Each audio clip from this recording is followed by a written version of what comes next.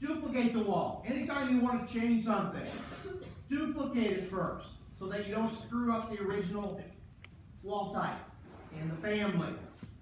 Once I've duplicated it, I can come in here and I can say EIFS. E-I-F-S. EIFS on wood stud, which is fine. Hit OK. Come in here and edit it. The finish up here is common grit. I click on it. And I believe EIFS might be selected. If it's not, okay, let's open things up here. All right. Now, you'll notice I had nothing here in this menu. But I'm not looking, this is just for this file, this project. I have an entire library of materials elsewhere. And if I want to see those, I click on this little button here. And you'll notice it opens up the window below and brings up EIFS that is in the World Library. Okay? Click on the little arrow here, and I've now included it in my project so that I can click on this and I can hit OK. I change that to EIFS now. EIFS is probably a couple inches thick, so I can change the thickness here. Don't really need an air barrier here, so I can get rid of it. All right? So you're actually defining what the wall is made up of. This will help you later on in future classes if you really want to get into it. Otherwise, I'd say just go with generic. Okay? Once you get it done, you can hit that and you'll notice it changed to a EIFS look if we get it rendered here. Okay? Door types. Don't really care which one you pick.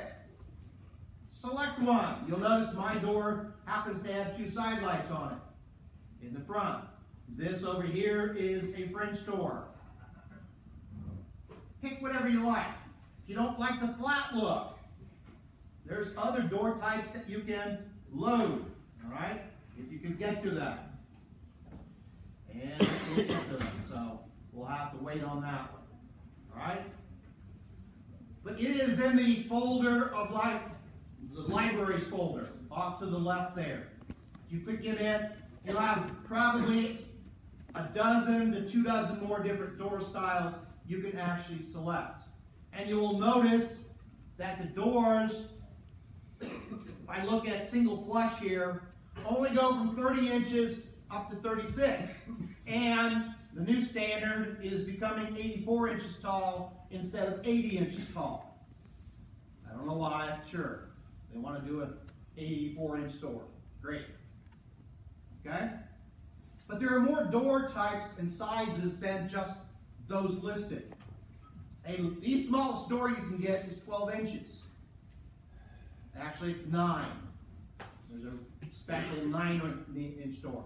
But 12 is usually the smallest. And then it goes up in increments of 2 inches, all the way to 36. What happened to 12 through 30?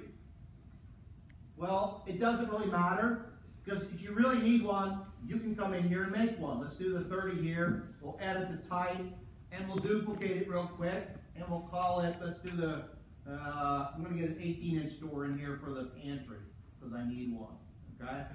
Backspace, hit OK. Come into here where you see height is 84, but the width is here, 18 inches, and hit OK, and then you can pop the door in where you need it. All right? Double click back into, I like to put the doors in the plan view for the most part so that I can actually see them. Okay? Otherwise, they get put in a 3D space. They actually can be below the floor system if you really get into it. Okay? This way, you know it's going to be right on the floor. All right. We're skipping the stairs in this. You do not need steps, and if you really want to, you can skip the little closet here. This thing, I don't know what this system is. Just put a bathtub in here and be done with it this way. I think what they did was there's a shower here, and then you can step into a tub here. Okay? Just throw a tub across here and be done. All right? All right. we got the door in there, and we created a door. That is as easy as it is. You can get in there, and you can duplicate a door and make it whatever size you want. And that's the power of ceramic house, is you can make these components very, very easily. All right? This also takes into account, you should know something about construction. There is no such thing as a 33-inch door. Impossible, unless you physically make it yourself. Everything is in 2 inches, starting at 12 inches. All right? Once you get to 3 feet, double doors take off, like closets. Everything goes up in increments of 6 inches. Like a standard closet door is either 4 feet or 5 feet or 6 feet. Okay? There's no such thing as like a 67-inch door.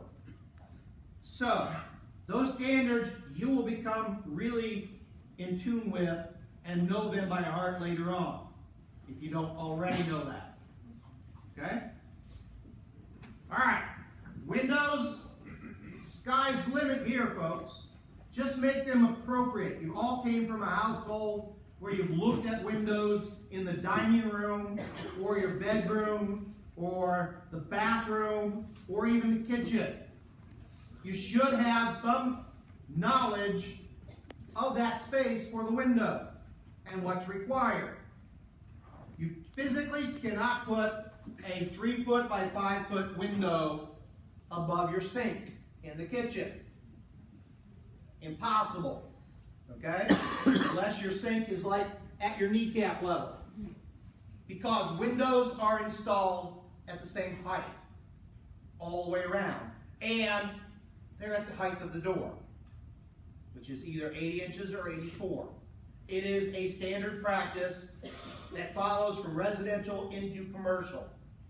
You have that standard height. Why can't you put a 3-foot by 5-foot high window above the sink? Because you've got cabinets there that are 3 feet tall. If we go with the 84 at 7 feet, okay, 7 foot at the top of the window, it's going to come down, bless you, to 2 feet, okay, above your floor line, which is into your cabinets. So there's some common sense things here, all right? Windows in the dining room. People like to see outside when they're eating at the dining table, all right? Very large windows to look out. Bedroom windows, not so much, all right? But you still got to get out of them in case of a fire. That's your second means of exit. Your door, bedroom door being 1, the window being 2. Got to get out. And usually 3 feet wide by 5 feet tall is the standard minimum size you need to get out of a bedroom in case of a fire. All right? A lot of this stuff is going to be common knowledge to you later on. If you don't know it already, it's going to have to, you'll have classes that introduce it later on. Okay? Bathroom. Most people like a little privacy. Don't want a big window in the bathroom. Okay? Common ones, elliptical, round, just to get some light in there. Unless it's a master bathroom where they like sitting in their tub looking out. Okay? A lot of it depends on the people. Right? I had one, I was lucky enough to build one house that was unique. The guy, if you haven't seen the windows that have the electricity in them, that turn like black when you flip on a switch, they're pretty cool. They're expensive as hell, but they're really cool. His entire shower lined with these windows. It was out in the country, but it didn't matter. Flip on a switch, it went black, couldn't see in them. And he liked to take the shower that way, I guess. I don't know. Lots of things can happen, but make common sense decisions on this thing. Some people just go in and select the first window. The first window that's going to come up is the smallest possible window. I guarantee it. Don't use that one for everything. Okay? Make it look realistic. So, if we do that, window. 36 by 48 casement. You've got types of windows. Casement, they're like full glass things. You don't have anything to deal with. But they're hinged on the side and they pivot outward. Typical casement. Double hung, pretty much got an upper pane separated by this frame and a lower pane.